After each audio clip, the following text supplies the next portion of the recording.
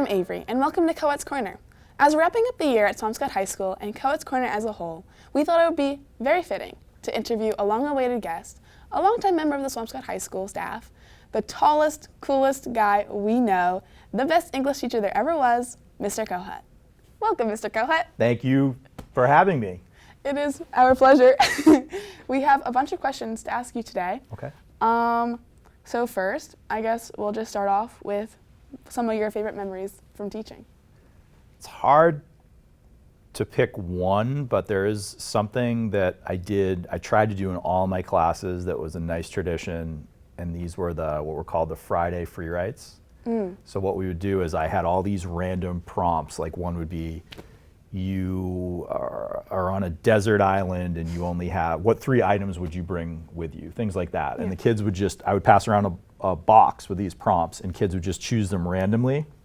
And then they would have 5 minutes to respond to the free writes, and then we would share them out. So it was a fun way to have kids writing, because I think one of the challenges with writing is we think of it as super serious and academic, but it's not. It doesn't have to be, right? So it gave an opportunity for kids to be creative.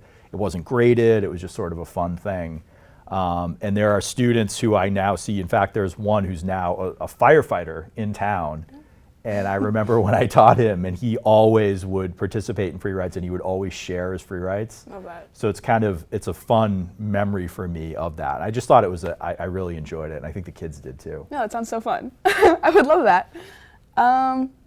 Do you have any advice for any up-and-coming educators, for new ones? Sure. I would say when it comes to, number one, their subject area, learn as much as they can about it, continue to take courses, continue to read, seek out a mentor who's an older teacher. I would advise them to go and watch that teacher teach. And the other thing too is have high standards for the kids, but also have almost infinite patience. Yes, especially patience. No, yeah. Oh yes. We talked about how you had the Great Gatsby book that you had fully annotated from when you were an English teacher. Yes.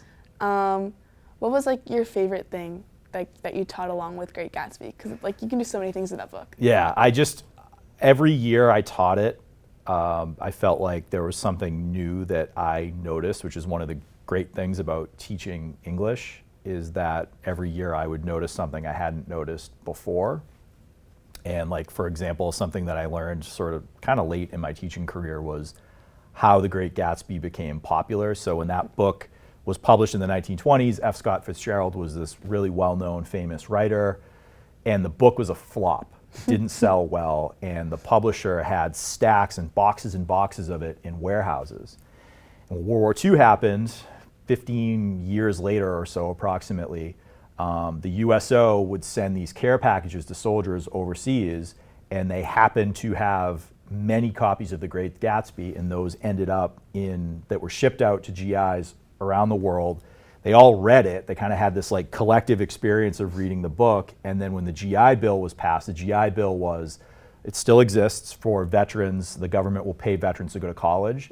So when many of those GIs came back and they got the GI Bill, they went to college. Many of them became literature professors, and then The Great Gatsby was sort of rediscovered. Tragically, the writer, F. Scott Fitzgerald, had passed away. He died in, I think, 1944. So he didn't live to see that happen, but it's now a book that every kid in an American high school reads. It's a classic. There's been multiple film adaptations. So I just really enjoyed it. I love that era of American history, the 1920s. I think they're fascinating. And so it was always a lot of fun to teach that and to pull in the social context and the commentary. And Fitzgerald is, if you want to learn how to be a writer, a fiction writer, he's the person to copy. Yeah. No, it's really cool. No, every time I walk through the English hallways, I see all the posters for The Great Gatsby. Yep. They're all so good. And I'm so jealous of the art skills, but that's fine. We already did that one. Oh, what is your favorite piece of media right now? TV, movies, music? Yeah, there's a lot of really good things on. I just finished Andor last night, which you and I were talking about before. I highly recommend that. It's excellent Star Wars spin-off. For those of you who know me, you know I'm a Star Wars fan, but it's probably the best Star Wars thing I think that's ever been made throughout the history of Star Wars. highly recommend that. And I started rewatching The X-Files, so I don't know if you're familiar with that show. I think it holds up. Yeah. It does. It's good. It's good. So right now, that's what I'm into. And then I'm reading a book. I can't remember the title. It's written by a former ambassador to Russia. His last name is Sullivan, and it's about his experiences as the American ambassador to Russia. It's very interesting, given all that's going on in the world right now. So that's what I'm. That's really cool. That's what I'm reading and watching right now. Yeah. No, I'm in a deep rewatch phase. Yeah, absolutely. Yeah. Especially The Middle. Have you ever seen The Middle? That's a great show. I love The Middle. I love that show. I love Brett. Yeah, I remember that show. Yeah, that's a good one. Absolutely. I love it. Oh, this is a big question. Why did you decide to become a teacher and a principal? So teacher for, when I was in college, I had a lot of people say to me, oh, like you have an English degree, you're going to be a teacher, you're going to be a teacher. And I didn't really think about it. I wanted to be briefly like a journalist, and that was kind of hard to get into, and it did not pay very well. And I worked briefly like for a corporation doing insurance, and that just was not for me. And sort of on a whim, I applied for a teaching position at a private school. It was 2 days before the school year started. And they hired me. Nice. And I was sort of like, what? But I was living at home with my parents at the time, and I had the ability financially to be able to kind of take a leap and try something new, and I loved it right away. It felt like a calling, and that was 21 years ago. And then I came to Swampscott a few years after that, and sort of became kind of my home away from home, so to speak.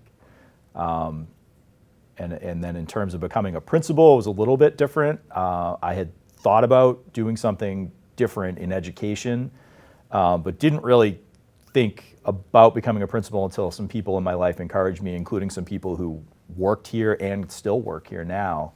And I went and I earned a master's degree from Endicott. I got my license. I was English department chair here for a year.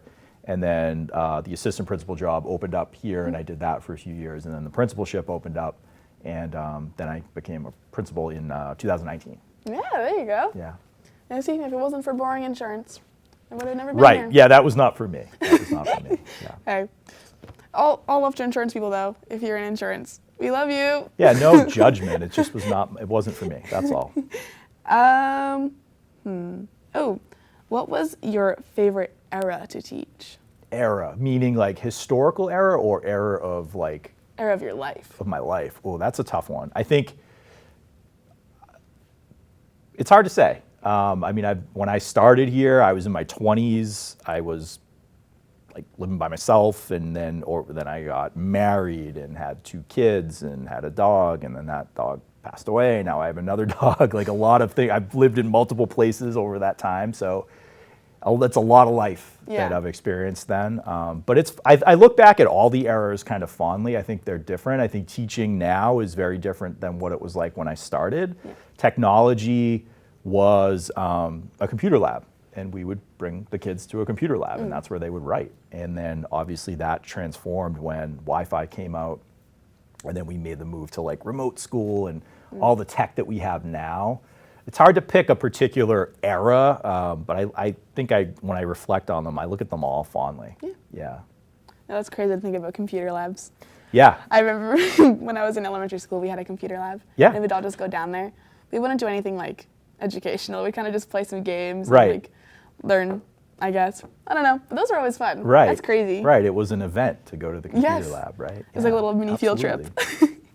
As a student, which teacher inspired you the most? There were many, but there's one who stood out to me. It was my junior year English teacher, Miss O'Brien. And I remember reading Ernest Hemingway, The Short Happy Life of Francis Maycomer. Awesome short story. And I remember reading that in class, and it was like someone opened the shades. Like it all just clicked for me. And that was the first time I'd always read in school, but there was never really stuff that I enjoyed, or I didn't really make the connection between like theme and character, any of those things, or care about it. Yeah. but I remember that, and then the way she taught it was just so inspirational. And she was always super friendly with all of the kids. She knew the kids, but she also had high expectations. So that was like a moment where it was like the light bulb went on. Yeah. So shout out Miss O'Brien. Shout out. Okay. What did it feel like on your first day of teaching versus your last? My first day of teaching was definitely nerve-wracking, intimidating, for sure. My last was definitely, I remember being sad, but also a little nerve-wracking because I started the year as a teacher here, and then I transitioned to be assistant principal in like October.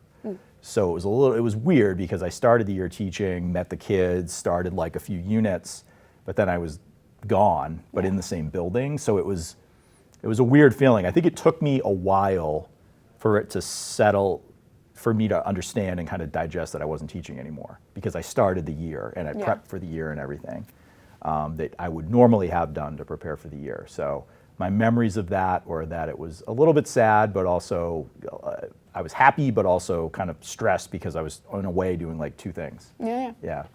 I completely get that. Because like when you're in the classroom, it kind of feels like, well, school is bound to be your home away from home. You really have to just make those bonds. And when you're in that class, you're sort of just befriend everyone, like teachers and all the other students too. Right. So it's like, no, I completely understand where you're coming from, where it's like, it's hard to like still move on even though you're in the same school. Right. Yeah. Okay. And those are the questions that I have. So, I'm aware that we have a roll-in. So, shall we cue the roll-in? Can't if we wait have to see that. these.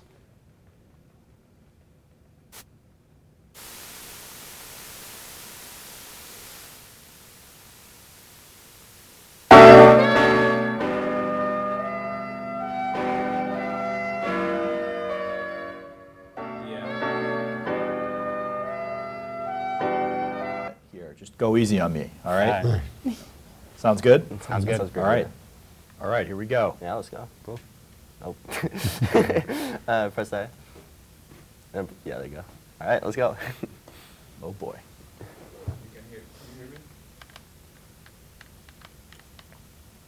Okay. Wait, where am I? You're the, yeah, there you go. I love this. Just a shot of me. Okay, all right. If anyone feels compelled, Josh is the best player, so if you want a team on him, I would welcome that.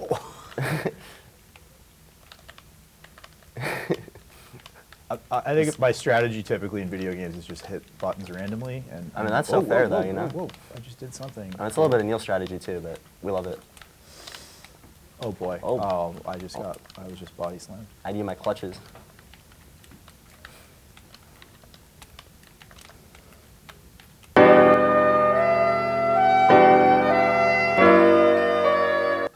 What the? Is this a disembodied head that I see before me?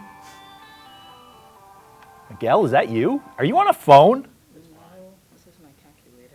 I'm pretty sure this is your third offense, so you know what that means? I have to have a parent come pick it up. So I'll take that phone. Please. Yep, and I'm gonna reach out to home, and they're gonna have to come pick it up. It is a Friday, so they're gonna have to check in with security. Actually, you know what? Andy's off this afternoon, so there's no one here. So the phone is gonna stay in the building until no, not Monday, because Monday's a holiday. Tuesday, they're gonna have to pick it up Tuesday. Get a load of this guy.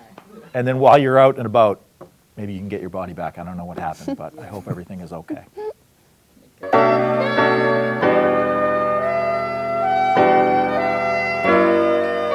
Would y'all like to bob for some apples? Yeah. All right, we have to establish some ground rules before we do the bobbing. First of all, no hands, and 3 tries each. So who's our first contestant on Big Blue bobbing? That would be me. All right, all right. Okay. All right, I'll help Yeah, I don't want to spend the next 6 hours with wet hair. Okay, here we go. All right, try number 1. Try number 1. Oh, okay, all right. The water's clean. Yep, for now. Okay. Try number 2. Try number 2. Okay, all right. Growth mindset. Haven't got the apple right. yet. Try number 3. Try number 3. Oh. Yes, Oh. yes.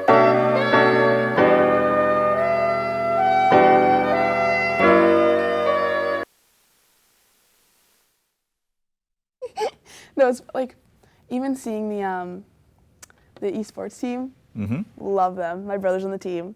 Shout out Ian. That was great. They had won the state championship. Yeah. No, they're really good. They are. They're like Yeah, our best absolutely. sports team. Come on. Consistently have won state titles. It's impressive. No, they're really good. It's awesome. No, but yeah, so I enjoyed watching those, and I hope you've enjoyed your time here on Kohut's Corner. I have. Thanks for having me. You are a great host.